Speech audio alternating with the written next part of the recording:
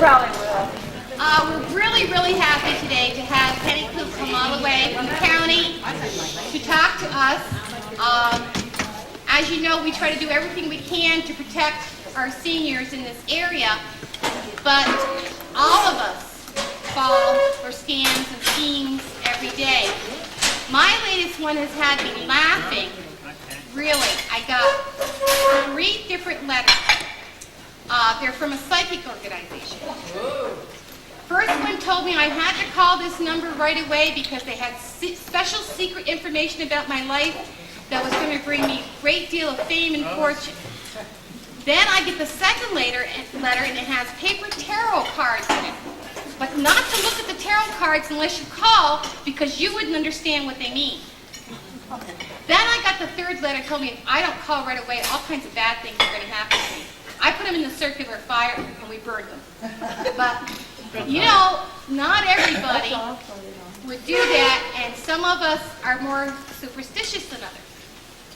So today I'd like to invite Mrs. Clute and Mrs. Downs, her mom, to come up here, and they're going to have some messages for you. And because they came all the way here to visit us, we don't have lace, but these are Western necklaces that our seniors have been making. You can wear it to the senior festival next spring. Colors today, Thank you for coming.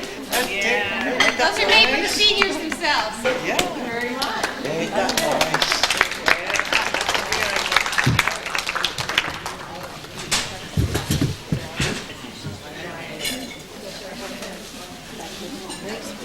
Say good morning, good afternoon. It's really nice to be here. We had a beautiful ride up the turnpike. The leaves are fantastic. What a great day. We came to talk to you because, and Mom will tell you about her story, Mom was the victim of telemarketing fraud. The people that call you up on the phone and tell you that you won these great prizes, just send them a little money. And she'll tell you about what happened to her. It was several years ago that it happened to Mom.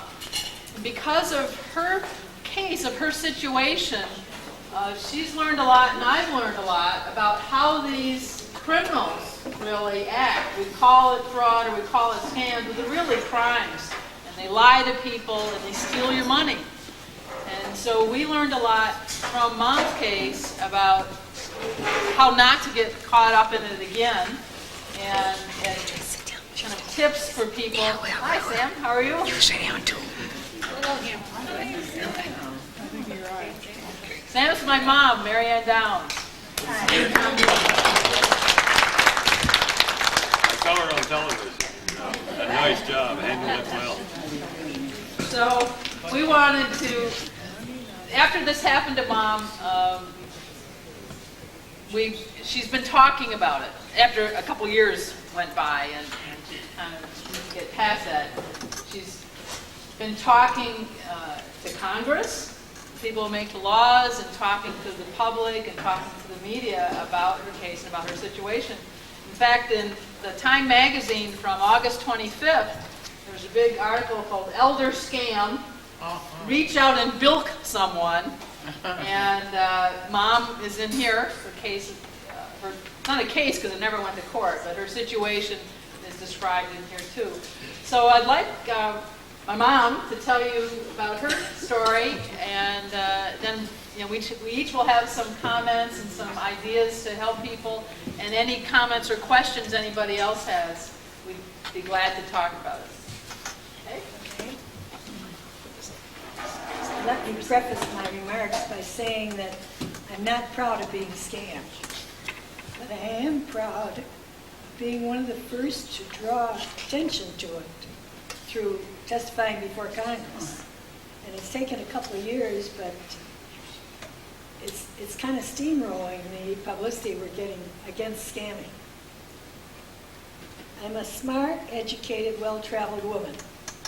My husband was a lawyer and judge. My oldest daughter is a criminal prosecutor. But none of this protected me from becoming a victim of fraudulent telemarketers. In April 1992, about a year and a half after my husband died, and shortly after I was diagnosed with breast cancer, I started getting phone calls from Clute, Professional Marketing Incorporated in Las Vegas. He was friendly, always pleasant, and eager to help me win big prizes his company awarded. At first, I enjoyed talking to him. He told me I had won one of several big awards: a luxury car, vacation trip, thousands of dollars cash, diamond bracelet. He also told me that my chance of winning the big payoff would be better if I bought some of their products. So I bought dozens of ballpoint pens that would write underwater, baseball caps saying no to drugs, money clips, cleaning supplies, and other items I had no use for. Each time Kurt called, we talked, and I gave my credit card number for the purchase. But I never won any big prize. This happened over and over. I didn't tell anyone what was happening, but I did try to stop. When I told Kurt that I couldn't put any more money in, he said I knew I had investments I could liquidate. That frightened me.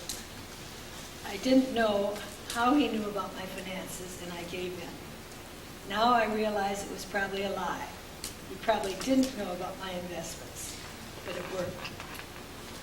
Another man, at this time I was talking about 6 different people I really wasn't fully aware of. Another time I told a man I did not want to spend what he wanted from me.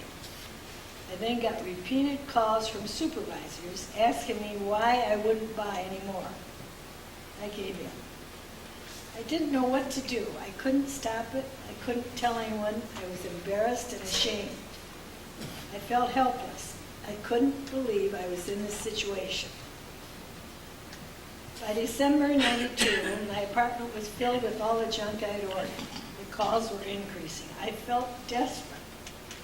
So for Christmas presents, I filled 19 identical boxes with the junk. Each of my 7 children, their children, my sister and brother all got the same thing. They thought I was crazy. That's how I began to let the secret out. I told them I had been scammed and it was over. But it wasn't over. In January, the telemarketers called and told me I'd won 2 luxury cars. I called all my children, thrilled that it was real after all, but no car came. At the beginning of March, I moved to Raleigh, North Carolina, from where I'd been living in San Antonio, Texas. Within a few days, a man who said his name was Virgil Hawkins called. He said he was an attorney with the federal court in California, and he was very helpful. He said that the business records were impounded by the court, and they showed I had been a victim of a scam. He could recover the money for me. All I had to do was send money by Western Union for processing fees. I did exactly what he said. First I said $900, then $1,000, then $2,000, because he told me that $52,000 I spent was waiting at the Raleigh post office to be delivered as soon as I paid the fees. No money was ever delivered to me. For days I kept trying the phone number that Virgil gave me. Eventually someone answered and said it was a payphone. At that point, I finally told my daughter everything. I immediately got an unlisted telephone number, and I reported what happened to Western Union and the FBI, who did investigate. My daughter and I went through my records, and we found that I'd spent over $74,000 in just 11 months. In December 1993, we wrote to the attorneys general in the state where the companies were located: Nevada, Utah, and Louisiana. I never got any money back. And incidentally, Nevada does have a law requiring licensing, but only requiring that they pay 1% of their proceeds back to them, so it's a useless law. Everyone wonders how I fell for these rip-offs. I wonder too. Since going through this, I've learned a lot about telemarketing fraud and the same kind of scams that are done through the mail as well. I've learned that it's not about the victims, it is about criminals. I'm not stupid or crazy because I sent money to win these prizes. I was deceived and lied to, and I did not know where to turn for help. These people are criminals. They got into my house by the telephone for the purpose of stealing from me. They have the psychology down pat. They want to keep you on the phone to get your money or credit card number. They will lie and have an answer for every effort to say no. I was the victim of a crime. There are many others like me to the tune of $40 billion a year. If this is happening to you, it's not your fault. Tell someone, the Attorney General's office, the police, stop sending money. There are clues to look for if you're concerned that a friend or relative may be victimized. If you had come to my house frequently during this time, you would have seen boxes of pens, money clips, cleaning solution, multiple items that I did not need, stacked up and accumulating. At UPS was delivering practically every day. Where people don't have credit cards and pay by cash or check, they will actually send UPS or FedEx to pick up the money. In either case, you might see receipts around. Phone calls about prizes or contests. You might have seen me behaving secretly while on the phone so you could not hear. Or you would have heard me giving out my credit card number to someone who called me. If you see any of this happening or have suspicions, ask questions about whether she was in any contests or won any prizes lately. If so, then ask if she paid any fees or handling charges for the prizes. If she did, it's an illegal scam. By law, prizes are free. So if you think this is happening to someone you know, probe for information, but don't cross-examine. And please don't rush your judgment or be judgmental. Your parent, friend, relative is not stupid or crazy. They set them into fraudulent telemarketers or mail companies. More likely, they were just excited about winning one of the great prizes promised. But they were deceived, tricked. About a year and a half ago, I went public with what happened to me, and it has been a wonderful experience. I've been amazed at the tremendous support and respect shown me for speaking out loud about my story. I'm doing this to help others and to stop the criminals. Like so many victims of crime, it had a terrible impact on my self-esteem. I blame myself for being so foolish and letting this happen. Coming forward and talking about it has turned all that around. It has had a tremendous positive effect on my feelings about myself and my outlook on life. Talking to people like you has given me back control of my life. I very much appreciate the opportunity to be here and hope that telling you about what happened in our family will help you so that you know it is not your fault, so that you hang up the next time you get one of these calls, so that you can help someone else stop, so that you'll call the National Fraud Information Center and the Attorney General or District Attorney and the police, so that you join us in speaking out and stopping the criminals. Thank you very much. Beautiful.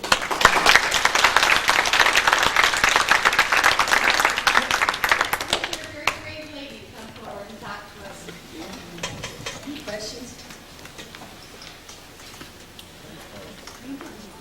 One of the things that we've learned is that Mom and many others are on these lists. The criminals call them mooch lists. The targets of who they successfully got money from and can keep the scam going, keep the frauds going. And apparently, and gradually they do arrest some people. Mom never got any money back. None of the people that talked to her and took her money were ever arrested, as far as we know. They advertise on TV, don't they? They Some just are. want your account number or your charge card number, yeah. That's right, and they, people more and more, this happened in 92 and 93 where there wasn't much attention to it yet. Now there's more and more. We asked Donna to hand out a brochure we had. I think a lot of people are more likely to hang up the phone now than even 3 or 4 years ago. But people, I was raised to be polite, and certainly my mom and people your age, you're polite to people. It's insulting to hang up the phone, so it's not something you're likely to do. But if a stranger calls you to get your money, they get trained. They have training about how to answer any questions, to keep you on the phone, and they have all this psychology. We read somewhere, I think, that their goal is to keep you on the phone for a minute. If they can keep you on the phone for a minute, their odds of getting your money are really high.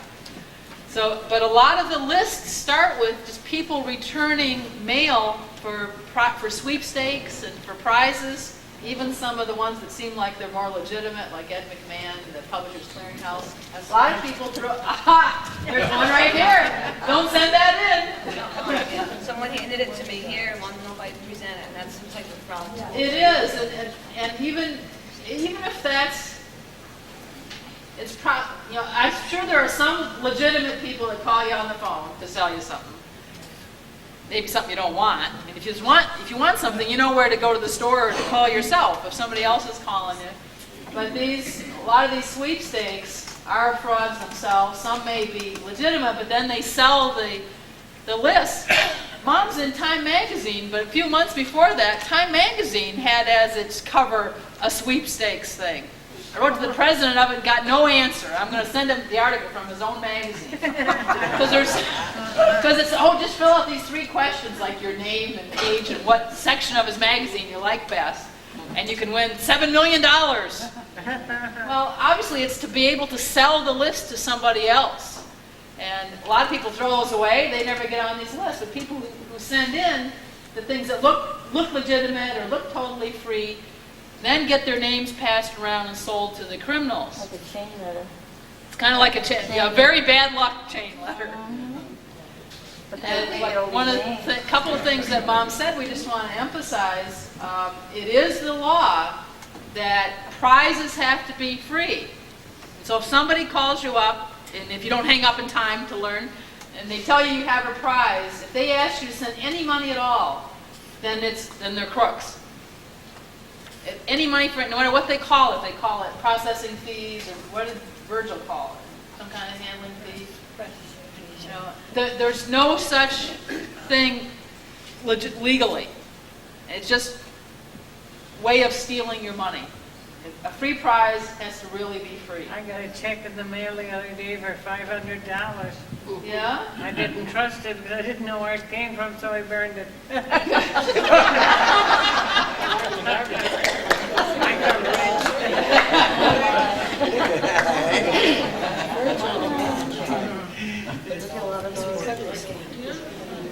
See, one of the other thing, when this first happened to Mom, well, I'm the oldest of 7 kids. Not a kid anymore, but I'm the oldest of 7 kids. And we're from Michigan, but nobody lives in Michigan anymore. Everybody's moved away. And Mom and Dad were living in San Antonio, Texas, and Dad died in October of 1990. So Mom was still there for a year after, but they hadn't lived there very long. She didn't know anybody. It was a very bad, especially bad time for her, with Dad's death and being diagnosed with cancer, and also being very isolated and alone. And none of us kids were around. So I feel really badly that I didn't somehow know, or wasn't in a position that she felt like she could tell me until after it happened. But I can understand, too. I deal with victims of crime all the time, and it's very common to blame yourself when it's not your fault and somebody else takes advantage of it. So one of the things what we've learned is how organized this is. This is really a criminal enterprise, these businesses of these calling. And this Virgil Hawkins guy that called and said he was a lawyer for the federal courts and could get her money back, and of course didn't, just took more of her money. We've learned since then that actually has a name as part of these scams. It's called a recovery operation.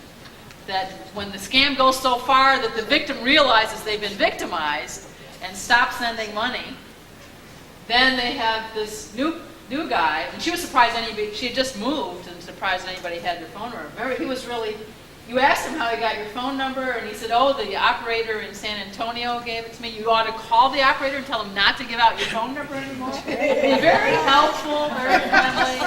I'm from the government, I'm here to help you. So, My husband was a lawyer, so every reason to trust him.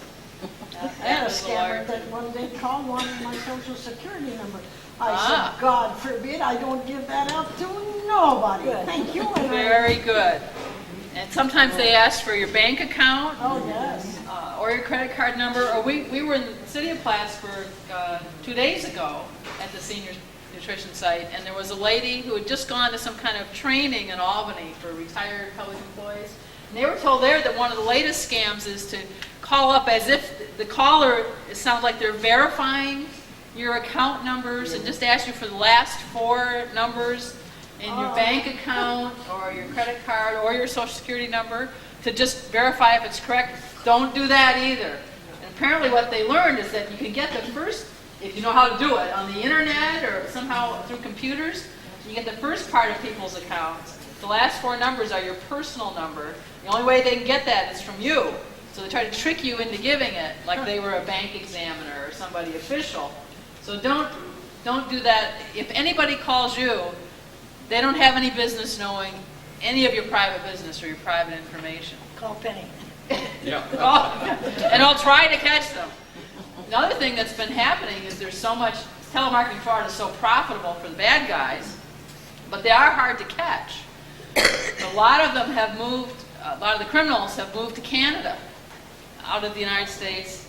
You know, they're in Las Vegas. I think Buffalo, New York used to be a big center of telemarketing fraud, but now Montreal is a very big center, and Toronto and Vancouver in Western They Canada. call the states from there. They call into to American victims. But though there are task forces and ways in which Canadian police and United States police are working together to try to stop them. So, at the very least, if it's happening to you or happening to anybody you know, we want you to know that you can stop it. Mom didn't know that there was some place to turn. You know, she felt alone doing that, and maybe there wasn't then. When I wrote to all the attorney generals for those 3 states after learning about Mom's case, we didn't get any real satisfaction. We just kind of got form letters back. But I know now that the attorney generals in this country, in all the states, are much more active. So we're just ahead of the curve, I guess. But you can call the police, you can call the DA, you can call the attorney general, you can call Donna, right? I called you. That's right. And we can help you stop. The most important thing is to stop giving them your money and your credit card. Currently they have to ask for your credit card number each time. I don't know why he wasn't able to just keep, once he got it once, able to keep stealing your money, but thank goodness he wasn't. And we've actually, Federal Express has an office or person right within the Federal Express company that is tuned into telemarketing fraud and will help customers stop. Because like mom did it by credit card, and so the UPS man would come and deliver all this junk she had all the time. But so he must have known something was going on. That's right. You know, he probably knew but didn't know what to do about it. Federal Express in some parts of the country is more active, I guess, than UPS, but they will, if you don't have a credit card and they want your money, one of the other things they do is they really pressure you to decide right away. So that's a sign that it's a crime too. Yes, and they'll also tell you, we'll do it any way you want it, by the checking account or Yeah. just send us a little bit of money. I tell them, I don't have such a thing as money. Don't call me anymore. You're not getting anything. But they'll actually send Federal Express or one of these kind of couriers to pick up your money. You know, you're on the phone with them. We'll have somebody there this afternoon to get your money or to get your check. Now, the Federal Express people are now trained. They're better than UPS about this, from what we've understood. They actually train their drivers and people to be concerned, be alert. Be alert that maybe this person is being victimized. You're coming picking up $2,000 from an elderly person to send to this company in Las Vegas. I mean, Las Vegas should be a signal, but that anything comes from there. But Montreal wouldn't be a signal. But if they coming to pick up something, then there's an office within their company, that FedEx, that they'll call, and they might actually call the customer and say, "Are you sure you want to? You know who it is you're sending the money for? Do you know what it's for?" Try to talk you out of it. So there are many ways to get help now that there didn't used to be, and one of the most awful things is how helpless and vulnerable Mom felt and desperate, trying to deal alone with these people, and it's just awful. We don't want anybody else to have to feel that way and go through. It was bad enough that her money was taken, but worse what they did to her feelings about herself and her self-esteem, and that's what you've gotten back. That's what come back from. It's brave in one way, Donna, and thank you for saying that about her talking, but from inside her, you know, I think she's surprised that people react that way. that feel that way about it, because it's made her a stronger person to be able to talk about it and hopefully help people. One of the things a lot of people around here have been getting lately too are charity calls. Yes, especially the SADEM with police, the one from the state park police that really has nothing to do with the state park. They've been getting a lot of calls.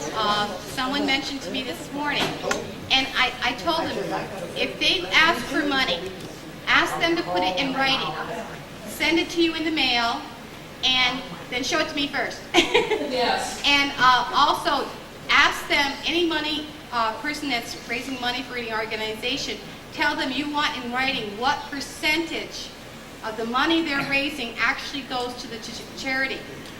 Because sometimes there are legitimate organizations that hire telemarketers to raise money, but the percentage of the money that they get is only like 10 or 20 or 25% at the most. So 75% of what you're giving goes to the company that's raising the money, and only 10 or 25% goes to the actual charity. And lately, this area has been targeted quite a bit with telephone calls for that.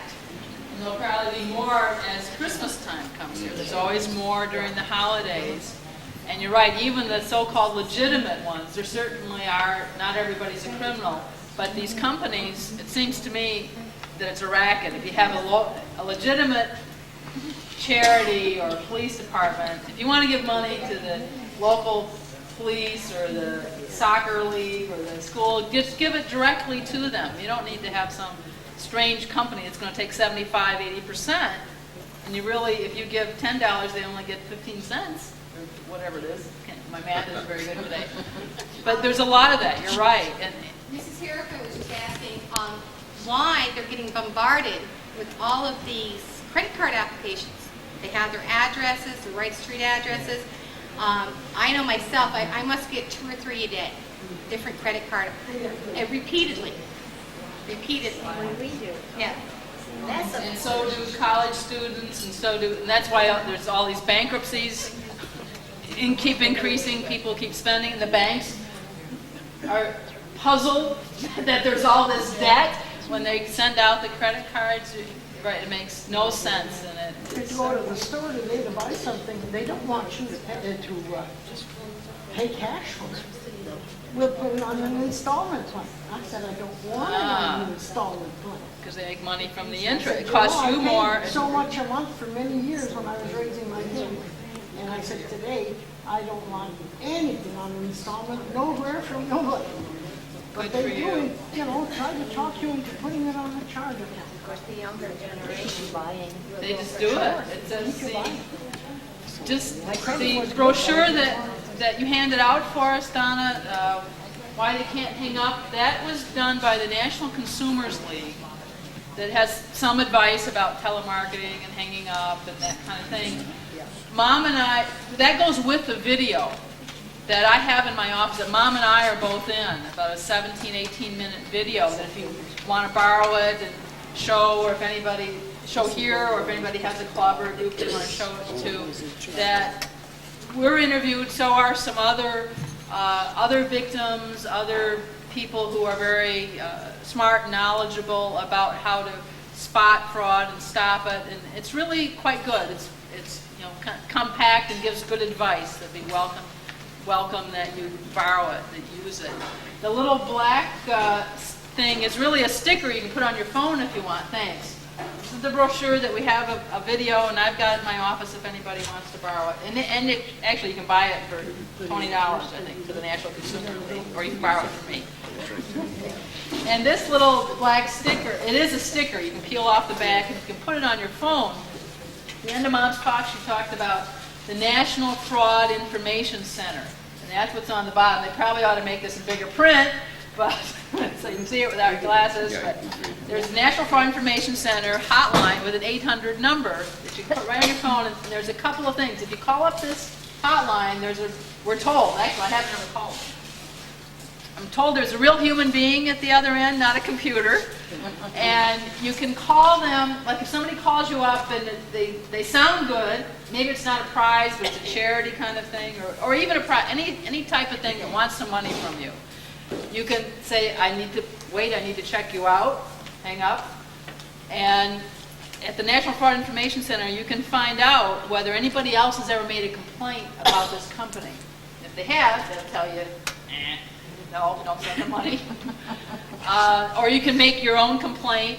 And the Canadian police agencies and the United States police agencies all are online, on a computer online, to get all the complaints that are made to the National Fraud Information Center, which would help us prosecuting, because it's so hard to catch somebody and even identify who they are. But if you have a whole lot of cases, a whole pattern of cases, it does make it easier.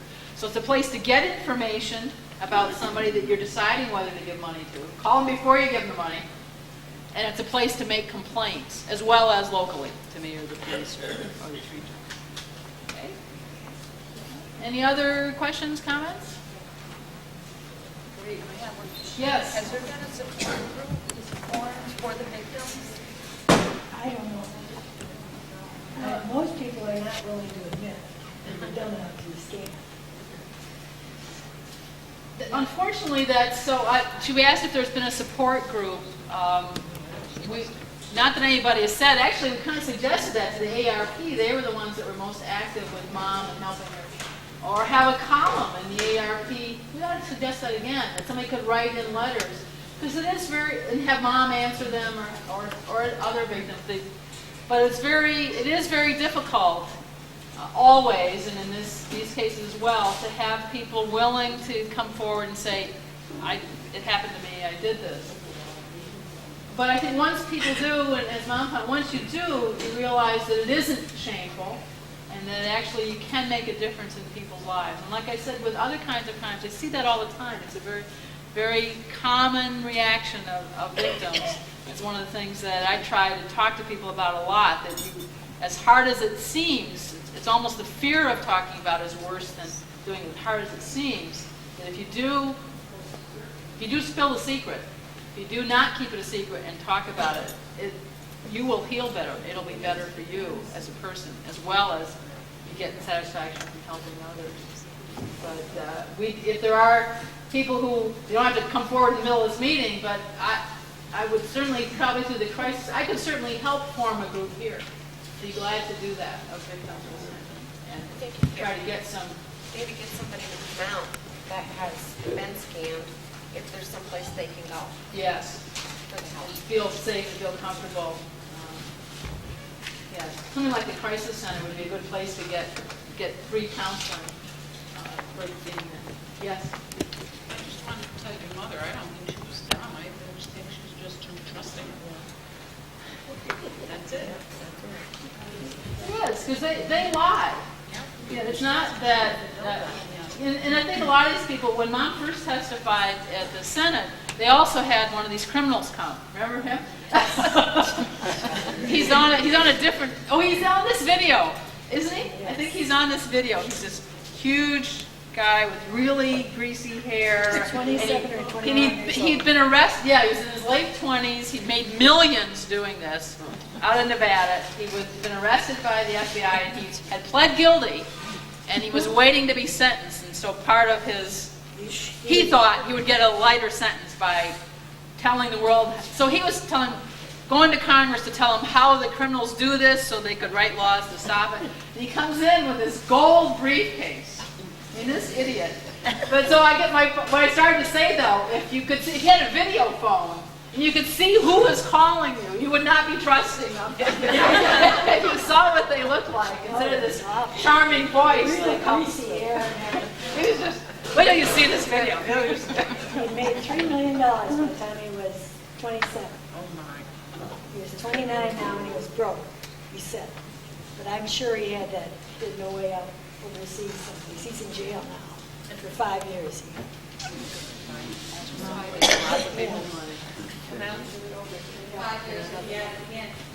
Probably, because he's so good at it.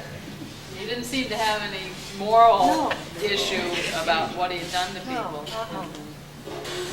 Well, thank you very much. We enjoyed being here. Thank you.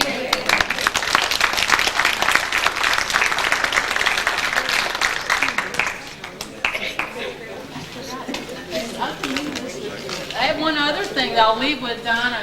There are, I think these work pretty well. I've done it, but I'm not sure. There are some addresses that I'll leave and some phone numbers. Addresses where you can write to get your name off of mailing lists and your name off of a telephone list. Of even, now probably the criminals may not be, it's part of the Direct Marketing Association, so I think you only get off if somebody was on the list. It's part of the association too, but it may help. I've used Okay, it to thank test you. it out. Okay, and we want you to take back something from Oh. Ellenberg and Cherubusco. It doesn't snow here all the time. And we do have beautiful flowers up here. My goodness, thank you. Thank you very much. You have to know, right up here, come back anytime. I'll do that. You said I can come to what? It's a senior festival, May 1st. The theme is the Wild Wild West. You got the necklace, all you need is the boots.